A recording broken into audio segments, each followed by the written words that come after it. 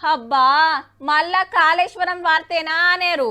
నదులకు నడక నేర్పిన project, discovery ఛానల్లో దునియా అంతా చూపించిన ప్రాజెక్టు, 3 ఏళ్లలో కట్టేసిన ప్రాజెక్టు, జాతర లెక్క అందరినీ దొలకబోయిన ప్రాజెక్టు, 3 రాష్ట్రాల ముఖ్యమంత్రులు వచ్చి కొబ్బరికాయలు కొట్టిన ప్రాజెక్టు, ముగ్గు పోసిన కాంచెలి ఎన్నో చిత్ర విచిత్రాలు జరిగిన ప్రాజెక్టు.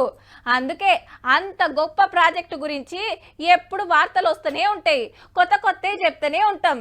ఇంతకు ఇప్పటిదేందంటే మేడిగడ్డ డిజైన్ ఎవరు తయారు చేసిండ్రు, అన్నారం డిజైన్ కు ఎవరు ఓకే చెప్పిండ్రు, సుందిల డిజైన్ కరెక్ట్ గానే ఉన్నదా అనుకున్న కాడ కాకుండా ఇంకో కాడ ఎందుకు గట్టిర్రు, ఆడ భూమిని టెస్ట్ చేసిరా అని ఇంజనీర్లను క్వశ్చన్ల మీద క్వశ్చన్లు అడుగుతుంది నేషనల్ డ్యామ్ సేఫ్టీ సంఘము.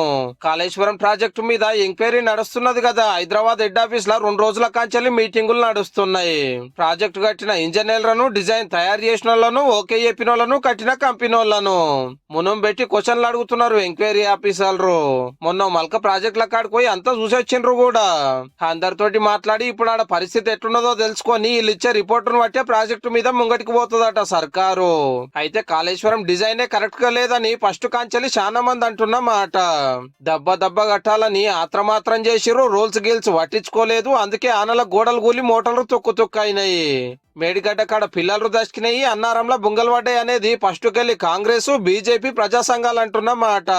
లేలే బందవస్తు కట్టినాము, ఎన్నో ఒక తన జరంతా ఫాల్ట్ అయ్యింది, డేంజర్ ఏం లేదని బీఆర్ఎస్ అనబట్టే ఎల్లమే రిపేర్లు చేపించి నీళ్లు నింపాలని కూడా డిమాండ్ చేస్తున్నారు గులాబీ పార్టీ వాళ్ళు.